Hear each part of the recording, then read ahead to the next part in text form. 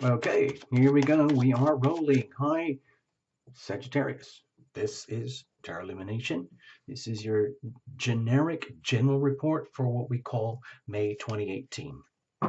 You know the drill. You've done it before. Watch for your sun, moon, and rising, especially if each one is different. Okay, it makes kind of a big deal.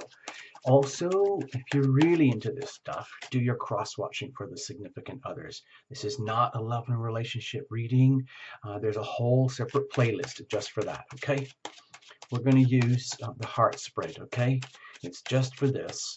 And we're going to give a few astro notes as well. I've got a couple astro doodles for you because May 2018 is kind of a big deal month, a very big deal month for the whole year for everybody, including Sagittarians. So cards are well shuffled in advance. No jumpers, no flyers, no oracles, no reversals. And the cards were made beautifully just as they are. Thank you very much. So let's just do it. Okay, look. These are my little personal mini notes for the month. This is Sagittarius, May 2018. Calendar moments for you guys. Okay, let's go back to this one over here. Well, let's see, go into this one over here. In fact, let's go right back to April 29th, okay? Even before May. There's a huge Taurus, there's a big Taurus Scorpio full moon, okay? That may not affect you directly. You might not feel it, but it's very much to do with health and spirituality, okay? Maybe there's lots of deep wounding and stuff that is still being processed, still coming to the surface, still being revealed in order for the healing.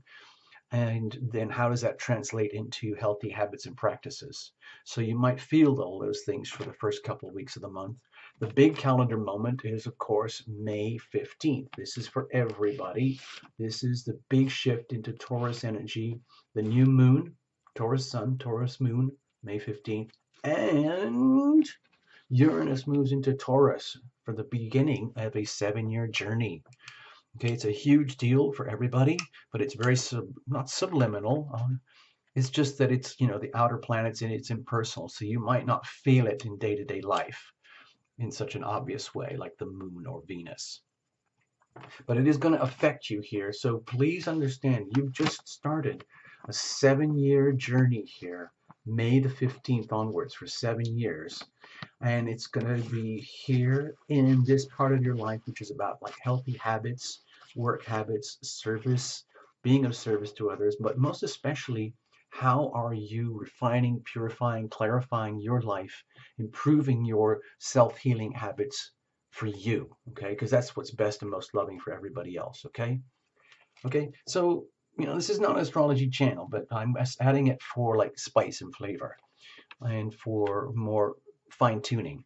But here's the fun thing for you guys. Well, it might be a little scary too. There's a big fat full moon, May 29th for you guys, right at the end of the month. There's the Gemini sun right over here in your 7th house of significant relationships, okay? And then there's the moon right there. So right at the very tippy end of the month, you might get a lot of like revelations and awakenings and culminations of what's coming to the surface in your most fundamental relationships. That's kind of above and beyond romance and dating and, you know, making out and things. We're talking like serious one-on-one chosen relationships, okay? So be aware, okay? And coming into June, again, heads up, June is your time of year. It's the maximum polarity, maximum opposition. So you might be starting to feel the stress building up through May, okay? There you go. Thank you very much for your reading. Bye-bye. Just kidding. Ha ha ha. Please bring your angels into the reading with you. Tarot Lumination team angels are here too. Call them your guides, your protectors, whatever you want. They are there, but they like to be invited. All right. Just give me a couple of seconds. I need to be clear. We need to be clear here. All right. You'll see just in a moment. Here we go. This is good. We're good. We're good. We're good. We're good. Okay, let's cut it all up now. Cut it up. Seriously. Totally wacky cut there. Just for you, Sagittarius. Now, this is going to be... Okay, let's get centered. Let's get calm. Here we go. Core heart energy of you, okay? Heart needs what it needs, it wants what it wants, and it's hoping, praying that you, conscious Sagittarius, are listening and nurturing and feeding the heart. The heart is always there for you, pumping the nutrients and love wherever it needs to happen in your life and your body, and taking away all the waste. And if you don't look after the heart and love yourself first, then that formula starts to turn to SHIT, okay? And you're really the only one who can fix it. Ultimately, all healing is self-healing. Let's have a look. This is legacy energy, baggage, whatever you want to call it, your resume, what's in your backpack? What are you bringing in with you for May 2018? Are you all happy-go-lucky? Are you demolished by the big shifts and changes we've had with the eclipses in February, and then the heavy Pisces healing energies, and then all the big Aries Libra stuff? Oh gosh, on and on. Whatever it is, okay? And here's the energy of the ever-present now, okay? Now it is in the now where you own your power, where maximum, let's say, experience of life can occur. The problem with the now is that sometimes it's very uncomfortable. People don't like to be there. Anything that's slightly fearful or uncomfortable triggers the desire for us in our physical bodies, minds, especially, to revert to the past, link and bind to the status quo, or start fantasizing and projecting about the so-called future, anything to avoid the now. So if you've got the courage and the strength, dear Sagittarius, which I'm sure you do, you would stay in the now by choice, by deliberate choice. And it's kind of like that feeling you get when you're an artist, where time disappears. And the only thing that counts is the wonder of the moment. Okay? And it is in the moment, in the now, owning that, where you can activate your evolution through the healing power of your decisions. Please understand, it's through our decisions that we activate our evolution, okay? So how do you do that effectively in the way that is most loving for you? Because that's what's most loving for the whole planet. You loving yourself first. Love thyself first and foremost. Make sure that you are optimized, and then you can generate consequences that are benevolent, good for you, which is good for everybody. Now, of course, when you're here in the moment, in the now, and you're just doing the best you can to be the best you are, no matter how scary it is or no matter how wonderful, and you're making conscious, deliberate decisions, we can still mess up. Okay, so what does that look like when we mess up, even despite best efforts? On the other hand, what happens if you do make good, loving decisions and you figured out that it is a formula? What does that look like? Okay, and these are the prospects over here, like the momentum leading into the next heartbeat.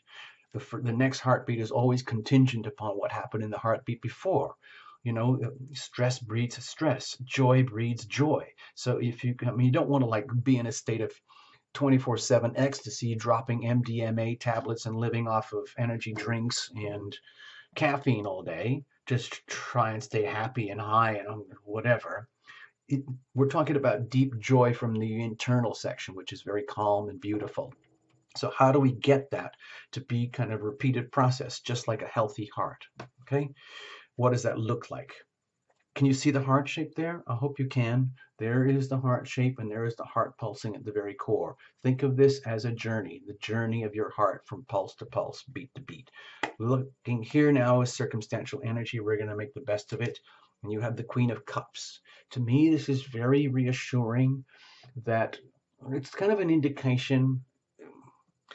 This is my personal feeling about it, is that your environment, your circumstances, your experiences recently are telling you that you're doing something right. You've done something right to the point where you're getting a grasp on this love thing, whatever it is for you. What does love and healing feel like for you in your life? From my perspective as a reader, love is almost synonymous with healing. One of the most powerful, loving things we can do ourselves and each other is to provide a healing environment, especially with our loved ones. So it feels to me like you've sort of almost by accident done a good job to get to this point now where you have that. You have literally buckets of love at your disposal, and you've risen to these heights. It's a very tough, long journey to be able to sort of, radiated the frequency of royalty here. To wear this crown, it's a very heavy crown. It's very, very beautiful, but there's a lot of responsibility that goes with it. And the question is now, what are we going to do with all this love? Okay? It is a gift, Sag, and you've earned it. So the question is, what are we going to do with this now? Feed yourself, of course, nurture yourself first, just like they tell you in airplanes, put on the oxygen mask first, but you have an abundance. So what are you going to do with that? Beep, beep, beep, beep, beep. What's the heart going on? Let's have a look. Look at this. Look at this, Sagittarius. You're spoiled. Somebody's spoiling you, or maybe you're spoiling somebody. And if something's like really out of whack in your life, and this is what your heart is craving because it's what you don't have, and your circumstances are indicating this is what we need, people. Sagittarius is calling out, I need this. Well, this is not you, this is circumstantial energy. But if your environment is telling you, Sagittarius, you need to focus on absorbing love and doing it to the most highest standards possible, no shame, no apologies, in a very dignified manner, to get to the point where you can own this, where you can own literally buckets of love, where it becomes emblematic. You become literally a living example of someone who is doing something right when it comes to matters of the heart. Maybe you're just in a flow right now where you're being very generous with your love energy, and people are noticing that, and that's like, it's very, very magnetic. Now, this is not a love and relationship reading, okay? But it's obvious that love is a very significant part of this reading here. The heart is radiating the energy of fulfillment, of love, of happiness to like the maximum degree possible. This would be a healthy, happy heart, pumping away, pumping the nutrients, removing the wastes on a daily basis in a way that is above and beyond just your abundance and health and happiness, but for what is good for your family, your people, okay? It's almost like I say that a lot on this channel, like the glowing disco ball of love. This is almost what it is like. This is almost symbolic of that glowing disco ball of love, if you can see that or imagine that in your own world, okay? It's like very, because a lot of our aura radiates from different parts of our physical body. But when the heart energy is really, really strong, does pulse out this amazing multicolored type of aura. It's absolutely beautiful, and it is literally like one of those swirly disco balls. It's very beautiful to witness and to radiate. It's very beautiful for others. Okay, what are you bringing in with you? What's the issue? Okay, the hermit. So it's great, all this lovey-dove stuff we've been talking about here. But if in some ways you're like walking into the room here, pretend we're having a private counseling session. It's just Tarot Lumination and you, Sag. And you come into the room like, I figured it out. I figured it out, TL. I know what's happening. I know what you're talking about now with all this love stuff and, revealing things for the healing, and it just allows more love to flow. That's really, really great. And the cool thing is, like, I'm really proud that I've done this. It's my journey. I accept that. I understand that. It just can be a little bit lonely sometimes. And I don't really have the solutions about what to do all this right now. So it's almost like, whether you're male, female, younger or older, super smart or just average, like TL, then you like, it's okay to walk in the room and admit that you still have a lot to learn. There's a whole journey in front of you. Actually, this is kind of comfortable. I don't see a lot of Sagittarius being too miserable with the energy of this card, because Sagittarians are very much about the journey and the exploration and the understanding, knowing that a lot of other people count on Sagittarius for their light. There's so much optimism and leadership type of qualities that you carry, and the energy of joy and healing, typically with the Jupiter energy. And they like that. It's almost like what really counts here in this image is the guiding light energy that's here, where you now understand coming into this reading that, wow, it's like so cool. So, oh, I get it. Love thyself, and in turn, kind of become your own guiding light. And then that adds to the aura. Excuse me. So to me, this is good news, but I also feel, again, a lot of questions going on here with you, Sagittarius. And I think it might be that sort of like energy of anxiety as we approach the opposition point in our lives. So this energy might build, the energy of the questions might build up, especially towards the end of the month when you're really going to feel it with that Sagittarius Gemini full moon opposition over there happening in your seventh house. Okay, so there might be a bit of just like uh, what's the word, like being reserved a little bit, like cautious, a little, not, I'm not saying scared, but understanding that a very significant calendar, two big significant calendar moments are coming up for you in the month, and you are the only one who can handle it and figure it out. And it's almost like you needed to get this off your chest. Okay, I don't see it as a big deal here, but it can make you feel as though you're walking into May and like, where else can I go? Who can I turn to? You've got everything here already. You've got your friends, your family, everything around you, and you've got this under your belt already. You own this, even though I feel that there's a lot of questions about what to do with all this love. And so, yeah, maybe it does make sense just to come here and hang out and like soak it up a little bit from Tarot Illumination. We can figure things out over the long term. I mean, that's what I have to do for myself anyway.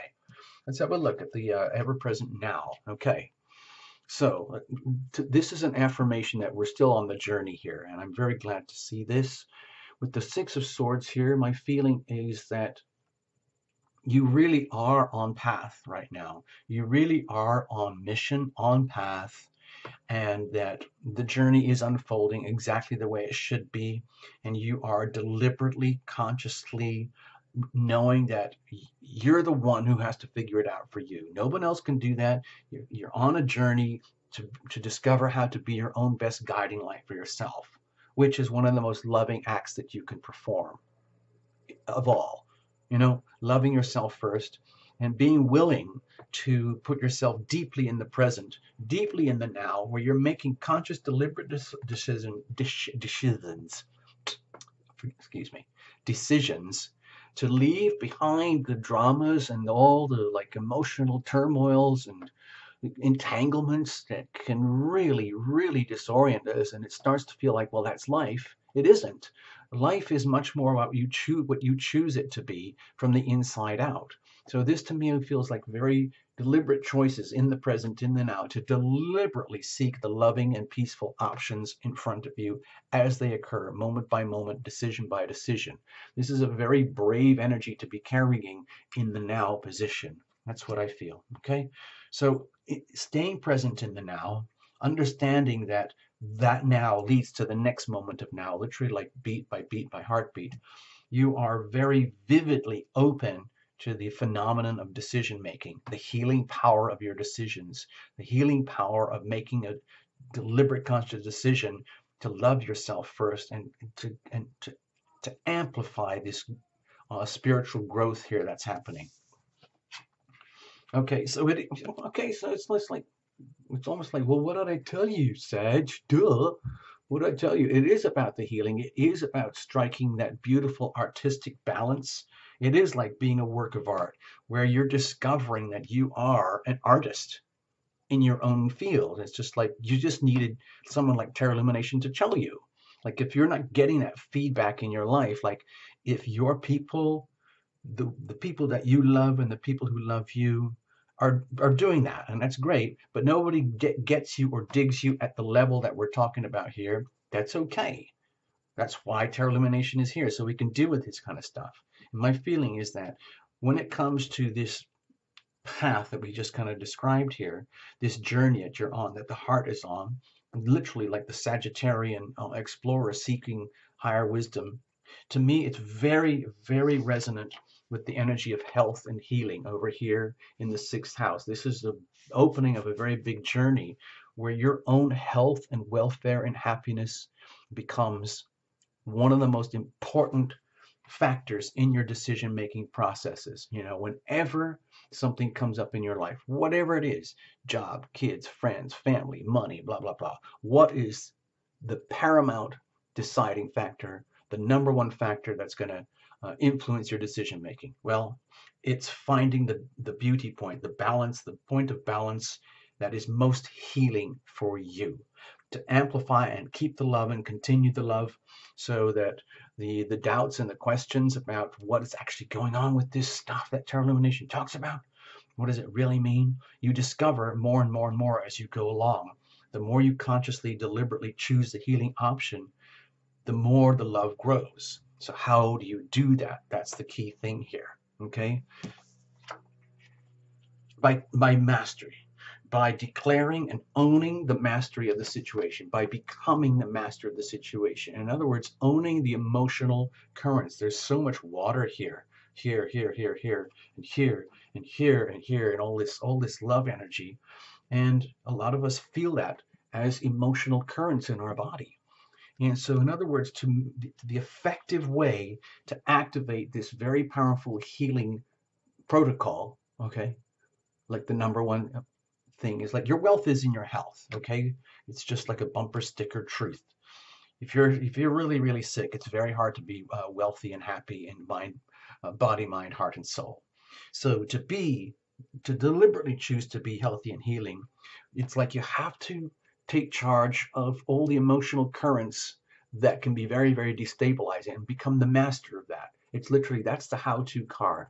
It's like by declaration, by putting yourself in the position of number one dominance. I am in charge of the emotional currents through my life, and I interpret them for what they are. They do not own me. Those emotional turmoils and currents that constitute the ebb and flow, they do not own me. I own them. I'm in charge of them. Thank you very much. They will not destabilize me. Thank you very much. So this delivers consequence. The consequence might be that you're going to discover that you're on a journey that is like a never-ending journey as the mystery unfolds. And so perhaps my feeling is that what will happen is that you will discover what you need to know when you need to know it. In other words, it's like on a need to know basis, and everything else will appear to be a mystery. So in other words, as you are on this very, very evolutionary journey here, and you understand the formula that we're talking about, you understand that you're creating consequences of, let's say, divine order, and bringing like healing to you at the very highest frequencies possible. And anything and everything that you don't understand or don't need to know about at this moment, it will be hidden because it's not relevant. The only thing that counts is right now, and literally choosing the most healing act, the most healing and loving act in that moment now. And everything else can be compartmentalized into the magic box called the mystery of the unknown, or like the foibles of life, whatever you want to call it. So it's like you're off the hook, Sagittarius. You're very, very lucky here. Wow. So what happens if you mess up and you lose balance? You lose that artistic balance point, like you took it too far, or you chickened out and got wigged out by this formula because you didn't realize that it is a formula. What happens if we mess up? Okay, it feels to me like you lose the ability to discern what is actually healthy for you, and you get lost and stuck back in all the goop and the emotional turmoil. When you do make the loving right decisions, you get to be your own freedom fighter. You get to be your own truth caller. You get to be your own whistleblower on yourself. Like you can declare, aha, I figured that one out. I figured out that problem. I figured that one. I solved that one. I healed that one. I'm really cool. I'm getting better and better and better at this. Thank you very, very much. No apologies. And I'm sorry if you guys can't handle it. And I'm sorry if you guys can't handle it. I love myself. And I love you guys too, but you have to learn how to love yourselves too. And I'm just going to call it out for you like I'm a messenger of this stuff, okay? So thank you. All right, so that's very cool. Well done, Sagittarius.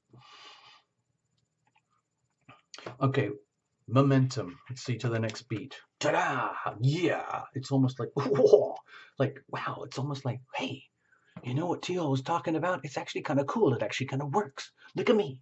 Look how cool I am. I'm overcoming all these things that could be very, very challenging for me, but I am learning through the fun of it, the joy of it, the actual experience.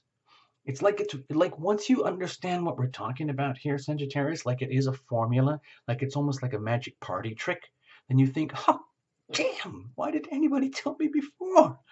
And then it kind of becomes a strength of yours, where the more you do this, the better you get. It's just like in competitive situations where the challenges actually bring out the best in you.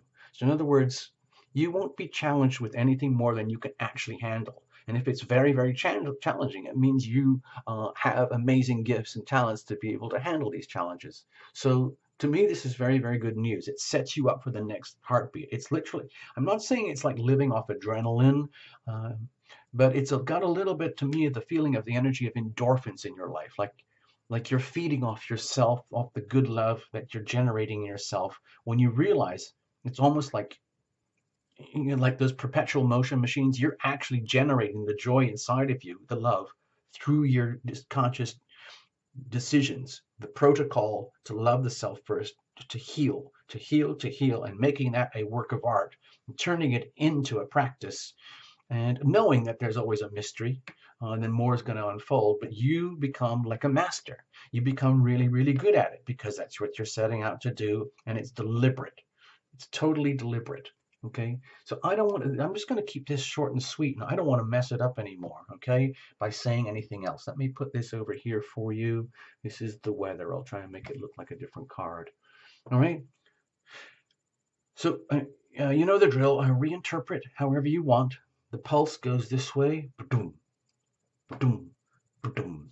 And I'll leave you with a little brief scan of this. I'll just scan through here very, very slowly so you can see the little astrodoodle I made for you guys. There you go. So this is a key hotspot. Okay, we're opening the door to this, the Taurus sixth house. It's all about implementation, the practices, the refining, the purifying, the cleansing, creating better, healthy, loving habits and ways. And whatever's not working is going to be shaken up and away from you like an earthquake. And what you're going to learn is what is it you truly, truly value. What are your values now when it comes to health and healing and daily practices, as opposed to what they used to be over the last 7-year journey? You're going to be starting all over again from here. And then at the end of the month, you've got that, let's see, oh gulp moment when it comes to your most significant relationships. So there you go. But this is not a love and relationship reading. If you need that lovey-dovey stuff, you can go to the love and relationship playlist, okay? All the best. Thank you so much, Sag. See you again soon. Bye-bye.